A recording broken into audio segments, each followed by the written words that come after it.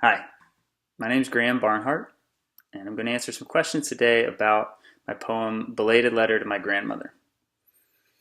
But first, thank you for reading it, and thank you for your questions. I really appreciated that. I loved reading them. I know it's just homework, but it's pretty cool to know that people are out there reading and thinking about something I wrote. So, thanks. A little bit about me. I'm a Wallace Stegner Fellow in Poetry at Stanford University. It's kind of like a poetry scholarship. And before that, I was going to grad school for creative writing at Ohio State. And while I was there, I was also in the Ohio State National Guard, and before that, active duty with the U.S. Army. I deployed to Iraq, and I deployed to Afghanistan twice. Those experiences, as you might imagine, really informed this poem. I did deploy. My grandma did write me letters while I was gone. I still have some of them. But, in real life, I wrote back. So this poem really got started when I tried to think about what it might be like, how I might feel, some version of myself if I hadn't written back. Okay, so let's get to some of the questions. This first one comes from Tate Wallace, who writes, "The poem is called Belated Letter to My Grandmother. The word belated means late or delayed. Is this word used as a way of saying that the speaker's grandmother has passed away?" It's a good question. And I think you're right, Tate, to suggest that belated could maybe mean that the grandmother is dead. I wanted to imply that she could be, but I didn't want to say explicitly that she was alive or dead. I wanted belated there to also sort of mean just late. Like, I should have written while I was deployed and now I'm home. So you're getting that letter. And I think those two versions of the word, those two ways to read the poem, are equally useful, and I like that they can both hopefully exist in the same space. So, a lot of you had questions on these lines. Unlike life, war can be survived. Like walking in the dark, not frightened, just tentative, trying not to step in a bear trap. Frank England asked, in this quote, is the speaker using a simile to demonstrate how war is something that can be dangerous, but is also something that can be worked through if one knows what to be wary about? And that's definitely a concept I wanted to introduce in the poem. The speaker is a soldier who's been in close proximity to death for 7 months, but all those versions of death are optional. They can be avoided. In war, death is something that can be beaten. You just have to make it home alive. However, the grandmother in the poem is also very close to death. She's either approaching it, she's in the end of her life, or maybe she's already died. And that end isn't optional. It can't be avoided. And so I wanted to set these two versions up and see what parallels might exist between them.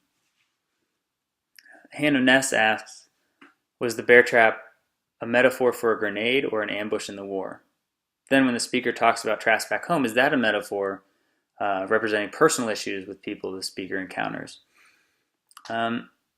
Yes, the bear trap is absolutely a metaphor for something like a grenade or an ambush. I wanted it to be a catch-all sort of image for any of the ways people get hurt and killed in war zones. And so there, that death and danger is ever present. You're always aware and concerned about it. But back home, the traps are less maybe obvious. Maybe people aren't actively trying to kill you, but you could, still have to worry about distracted drivers or the police or a sudden stroke or medical condition.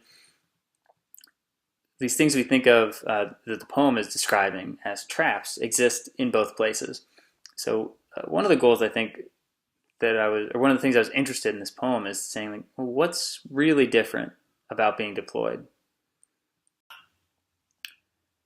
Some of you had questions about the lines, dull knives are more dangerous, I grow duller every day. Scott asked if this comparison describes PTSD and wonders if the following images, the images that follow those lines, the empty porch chairs, leaf shadow modeling the grass, if those are meant to convey suicidal ideation. Madeline Madden asked similarly if the comparison is meant to suggest the speaker is growing more dull as well as more dangerous. So, well, I heard this little piece of wisdom a lot growing up, and I love the counterintuitive nature of that logic, that a dull knife is more dangerous than a sharp one for some reason. And it's because if you're using a dull knife to cut something, you have to press harder, and the blade is more likely to stick or slip. You're more likely to cut yourself. In other words, the knife is designed to do a job, and when it's not prepared to do that job, it becomes unreliable or unsafe. And so I see, a lot of similarities there to being deployed, where, especially for a long period of time, it requires a different sort of mindset, a different level of alertness, and that level of preparation and readiness disappears gradually when you come home. So I wanted to create this speaker who felt in themselves the same capability for violence, the same danger, but with less of the control because of this feeling of growing dull or out of practice. And back to Scott's question about suicidal ideation, I wouldn't describe the speaker as suffering PTSD exactly. Post-traumatic stress disorder is often the result of exposure to traumatic experiences, but doesn't affect everyone who experiences trauma. We do, though, tend to associate with veterans, especially representations of veterans in different forms of media. And so it's easy to see a veteran speaker and read them through a lens of PTSD. And once you do that, then it's easy to read Contemplations of Death as suicidal ideation. But this is really a poem about death and about thinking about death, but not necessarily about considering suicide. And all that thinking about death really comes out, I think, in the final section of the poem with the oboe playing. And a lot of you had questions here too. I had questions from Madeline, Martin, Amber, Helen, and Lauren. The oboe playing, they're not songs, maybe songs or not quite songs. That scene, it's meant to show how the speaker's thoughts and focus can vacillate to and from this sort of consideration of death. He looks for melody in the otherwise formless notes and is reminded that death is inevitable, but then gets pulled back out of that contemplation when he thinks he hears "Hey Jude." It's sort of like the melodies, looking for the melodies, are distraction from this thinking. And this scene was very much influenced by by this little video, and I'll try to share the link or get Tatum to do it. Hopefully we can include it with the video. But in the video is about this German philosopher, Martin Heidegger. He argues that we only really value life, being alive, when we remember that it's finite. However, thinking about death and knowing that we're all going to die is terrifying. So we naturally, consciously or unconsciously, try to hide from that thought, even though mortality is really what connects us to every living thing on the planet. And so the way we hide from that is often by distraction. We let ourselves get distracted by other people, by other concerns. He is arguing for attempting to constantly remember how finite and so how precious life is. And so this scene for me, I wanted that to be a sort of reenactment of that theory. And so Lauren actually wrote, what made you want to transition from focusing on the neighbor boy to focusing on the time spent in the war at the end of the poem? It seemed rather abrupt to the reader when you wrote, yes, the guns were loud like gods applauding. And I agree, it does seem abrupt. And I actually cut that line for a while. There are versions of the poem where it doesn't appear. But after some good advice, it's very good advice, I decided to end up keeping it, because that abruptness is actually useful here, I think. I wanted the last line to sound like an afterthought, almost like a postscript, like PS on the letter. Maybe the speaker had forgotten to answer one of his grandmother's questions. And here the speaker, who is admitting they never wrote back in the first place, is going to make a special effort to answer all the questions or to address everything in the letter. But I think that abruptness, outside of that, making it feel more like a letter aspect, I think the abruptness is good because it's a sudden intrusion into that thought process that we've already hopefully seen being interrupted over and over. So now this thinking about the kid playing the oboe is suddenly interrupted by the memory or thought of war. And it reminds us what this poem's about. I always think it's funny how returning to the poem's like original mode and content, that it is a letter, that it's a letter about war. And we get that reminder in that line, and somehow that seems jarring after this whole scene with the kid playing the oboe. And you might expect the lines about guns being loud in a war poem; they should be there. But you wouldn't necessarily expect to read about a child playing an oboe.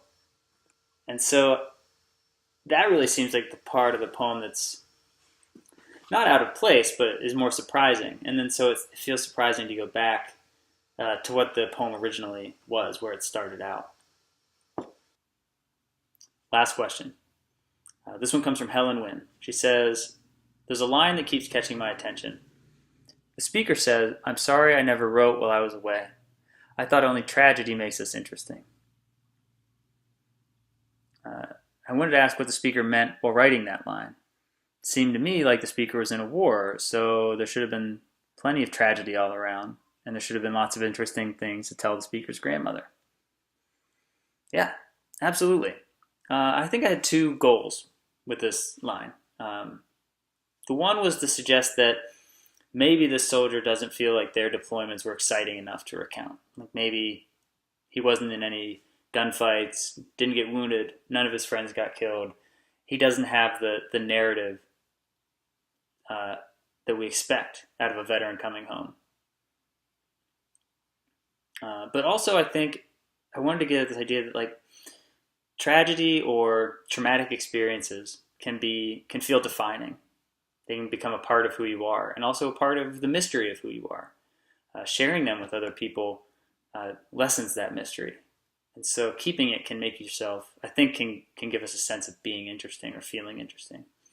There are a lot of reasons people might guard or protect their traumas. But I like the idea that maybe this veteran didn't want to share his experiences because then he would feel less like a soldier, less defined by that experience. Okay, that's all I got. I hope some of those answers were interesting and helpful. And just want to say again, thank you for reading the poem and for all of your questions. I really appreciate your care and attention with my work. Thanks.